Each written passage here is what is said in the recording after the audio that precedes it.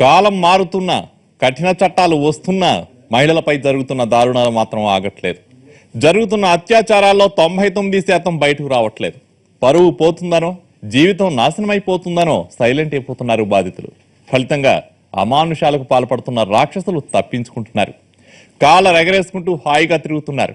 అలా మీసం మేలేసిన మృగాలకు ఓ బాధితురాలు కొట్టిన దెబ్బే ఇవాల్టి క్రైమ్ ఫ్యాక్టర్.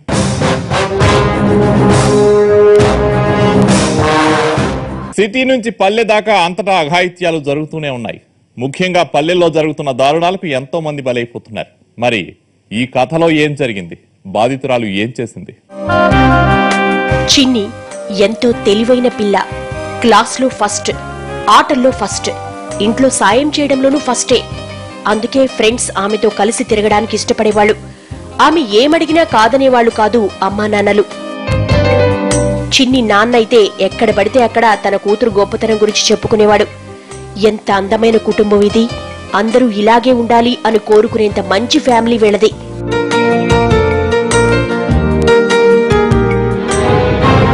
అయితే ప్రతి చక్కని కథలో ఓ విలన్ ఉంటాడు. ఈ స్టోరీలోనూ ఉన్నాడు. అతడు ఎవరో పోక్రియో పనీపాట లేకుండా తిరిగే బేవార్సో కాదు, జనం ఓట్లేసి గెలిపించిన ఊరి ఉప సర్పంచ్. జనం సంక్షేమం చూడాల్సిన ఇతడు తన సంక్షేమం తన స్వార్థమే చూసుకునేవాడు. పేరు మాధవ. ఊరు రంగారెడ్డి జిల్లా మొయినాబాద్ మండలం శ్రీరామ్ నగర్ శివార్లోని సురంగల్ అనే చిన్న పల్లె. చిన్ని కుటుంబం ఈ ఊళ్ళోనే ఉంటోంది. ఆమె అక్కడి గవర్నమెంట్ హై స్కూల్లో చదువుకుంటోంది.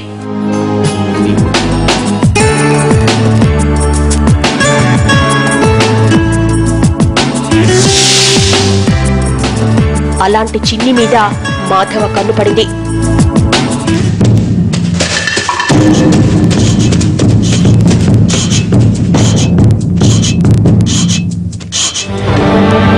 ఎంత ఘోరం!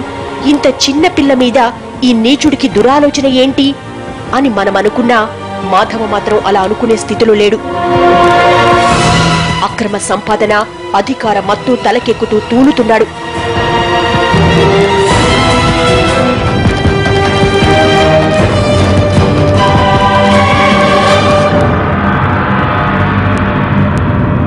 ప్రజాప్రతినిధిగా ఊరికి అధిపతినైన తనకు నచ్చిన వాళ్లను అనుభవించే హక్కుందని అనుకునేవాడు.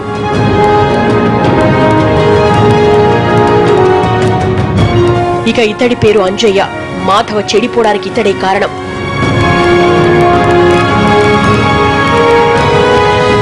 తన అవసరాల కోసం అతన్ని రెచ్చగొట్టడం, అయ్యా మీ అంతటి గొప్పోడి ఈ ఇలాఖాలో లేడు అంటూ ఆకాశానికి ఎత్తేయడం, పబ్బం గడుపుకోవడం అతని బుద్ధి. ఎప్పుడూ మాధవరెడ్డికి నీడలా ఉండేవాడు.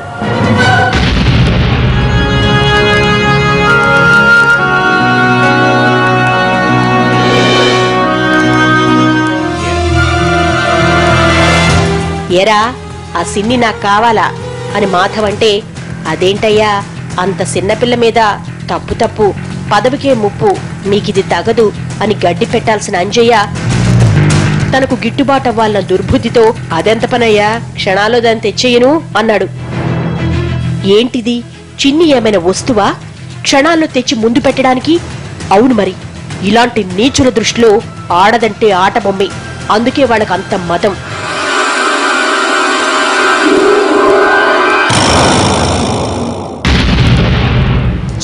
చిన్నిని ఎలా లొంగ తీసుకోవాలా అని ఆ దుష్టద్వయం పథకాల మీద పథకాలు వేశారు.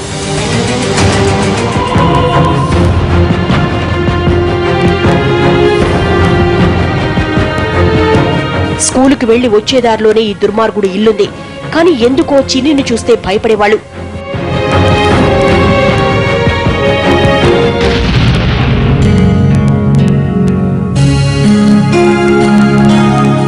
ఆమెలో స్వచ్ఛత వాళ్లలో ఆ భయం కలిగించేదేమో. ఇదేమీ తెలియని చిన్ని వాళ్లు కనిపిస్తే నమస్కారం పెట్టేది. బాగున్నావా అంటే బాగున్నానండి అంటూ సమాధానం చెప్పేది. వాళ్లు ఎంతటి కామాంధులో, వాళ్ల చూపుల్లో అర్థాలేమిటో ఆమెకు తెలిసేదే కాదు.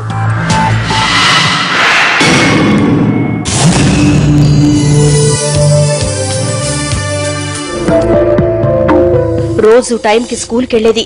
దించిన తల ఎత్తకుండా సాయంత్రానికి ఇంటికి చేరుకునేది. ఒకసారి ఇంట్లోకి వెళ్ళిందంటే ఇక బయటకు వచ్చేదే కాదు.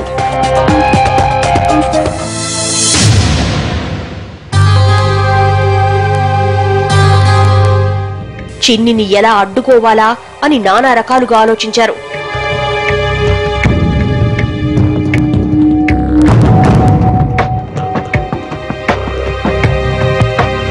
ఆమెను లొంగ తీసుకోవడం తమ వల్ల కాదనుకున్న ఈ కామాంతులు మరో దారుణమైన ప్లాన్ సిద్ధం చేశారు.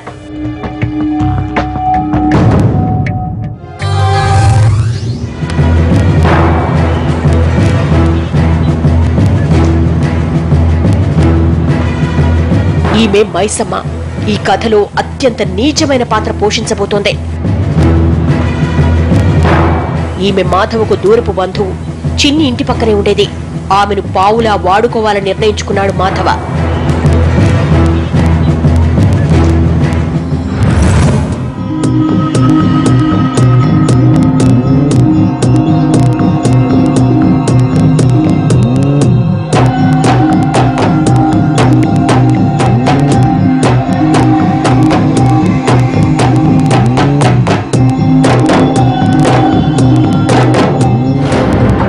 ఓ రోజు ఆమె ఇంటికొచ్చాడు.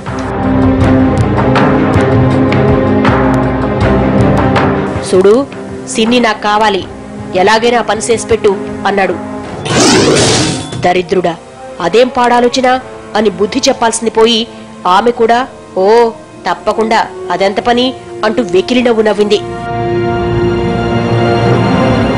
అందుకు ఖర్చు అవుతుంది అని డబ్బులడిగింది. ఖర్చుకు నేను వెనకాడను, డబ్బివ్వందే నువ్వే పని చెయ్యవుగా, నాకు తెలుసుగా అంటూ ఓ 10,000 ఆమె చేతులు పెట్టాడు.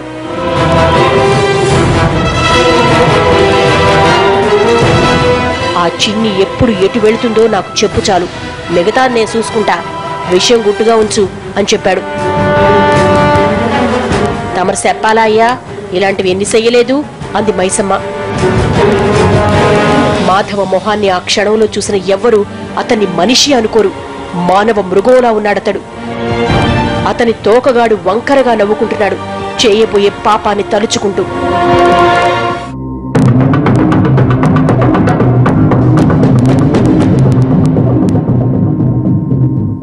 మైసమ్మ ఏం చేసింది?